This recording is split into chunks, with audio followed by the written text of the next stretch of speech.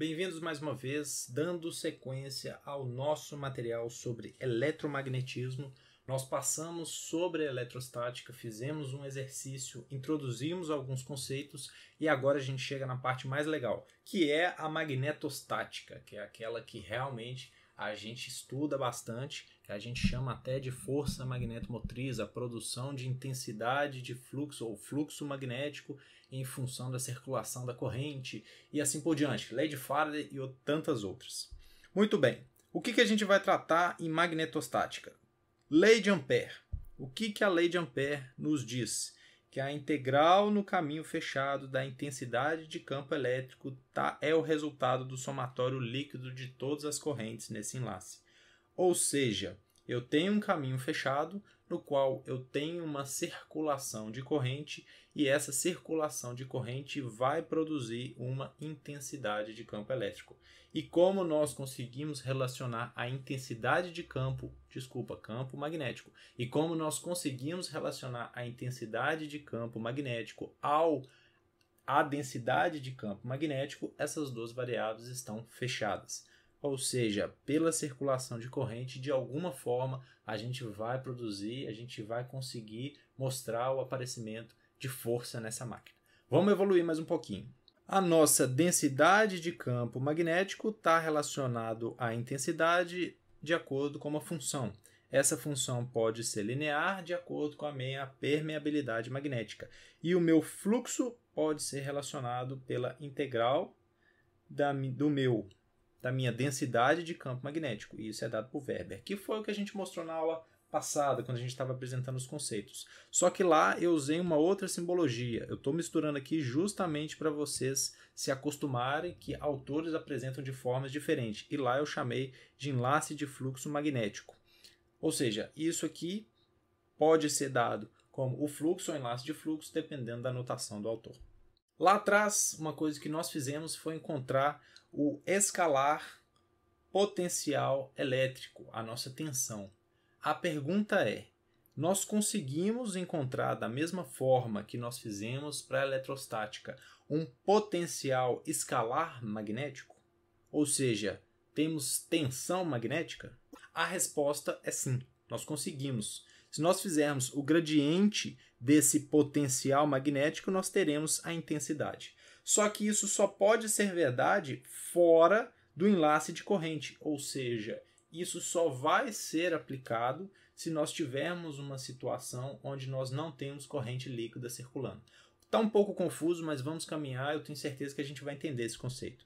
Ou seja, isso vai ser verdade, nós teremos um escalar potencial magnético se tivermos relacionando uma região de condução de fluxo no qual não existe corrente. Vamos supor o caso onde eu tenho um material ferromagnético, coloco um ímã de um lado e um ímã do outro e pego só a região do aço.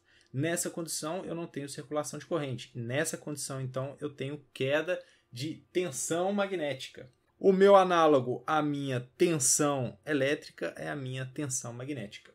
Alguns autores, principalmente a diferença entre os americanos e europeus, eles apresentam esse potencial como V ou como U. Apesar da minha letra aqui parecer a mesma coisa, de um lado é V e do outro é U. Ele pode aparecer como V magnético ou U magnético. Outra notação importante, o somatório das quedas de potencial magnético é igual ao potencial magnético líquido. Isso aqui também nós encontramos com o nome de enlace de corrente. Ou seja, nós teremos como se fosse uma análise de malhas, onde a soma do potencial de queda em cada um dos elementos, um potencial magnético em cada um dos elementos, nós temos o potencial líquido, que é esse enlace de corrente. Basicamente, então, o que eu mostrei para vocês é que com a solução de 3 equações nós resolvemos qualquer problema magnetostático. Ou seja, se eu tenho o rotacional da minha intensidade de campo, eu tenho a minha densidade de corrente. Ou se eu tenho a minha densidade de corrente, de alguma forma eu consigo relacionar a minha intensidade de campo. Ao mesmo tempo, o divergente da minha densidade de campo magnético, isso aqui dado pela lei de Gauss, ele vai ser zero, porque não existe monopolo magnético. Isso também a gente já apresentou na forma de integral de linha fechada na superfície, tem que ser igual a zero. que isso significa na prática? Se a gente tiver uma superfície, todo o fluxo que entra tem que ser igual ao fluxo que sai. Não existe um absorvedor de fluxo magnético. E, na verdade, também não existe um elemento que crie fluxo magnético. Ele sempre tem um início e um fim. Isso que quer dizer. E, por fim, nós relacionamos essas duas variáveis, a densidade de campo magnético e a intensidade de campo magnético, pela minha permeabilidade. Dessa forma, 3 equações nós conseguimos solucionar qual que é a densidade em qualquer região do espaço. E como que é solucionado em eletrostática? Basicamente, nós temos a minha carga, ou a configuração das cargas, nós temos em sequência o potencial eletrostático e disso nós conseguimos encontrar a intensidade de campo elétrico, que foi o gradiente do meu potencial eletrostático, que eu falei para vocês. Podemos usar esse mesmo método, essa mesma solução para a magnetostática, ou seja, se nós tivermos o meu potencial magnético, a gente consegue encontrar as outras variáveis?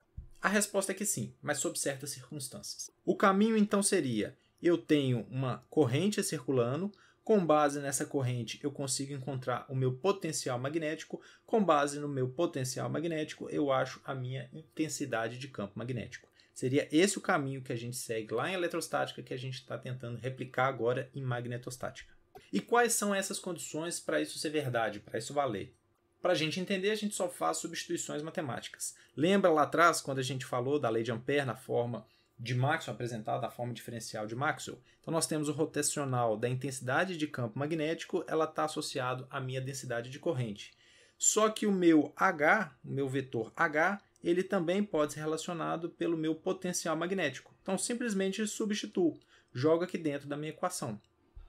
Mas existe uma regrinha na operação vetorial, é que o rotacional do gradiente de qualquer função escalar é identicamente nulo. Isso é verdade. Logo, o potencial só pode ser definido quando o nosso rotacional de H for igual a zero, que foi o que eu comentei aqui em cima com vocês. Eu soltei a informação, mas eu não expliquei por quê. Significa que isso só será verdade quando eu não tiver o enlace de corrente. Além disso, o divergente do rotacional de qualquer função vetorial é nulo. Se o divergente do rotacional de qualquer função é nulo, vamos pegar aqui a lei de Gauss, que é essa que eu mostrei aqui em cima para vocês. Já que ela é zero, significa que todo o fluxo que entra é igual ao fluxo que sai. Tá, muito bem. E aí? Vamos então utilizar um recurso matemático.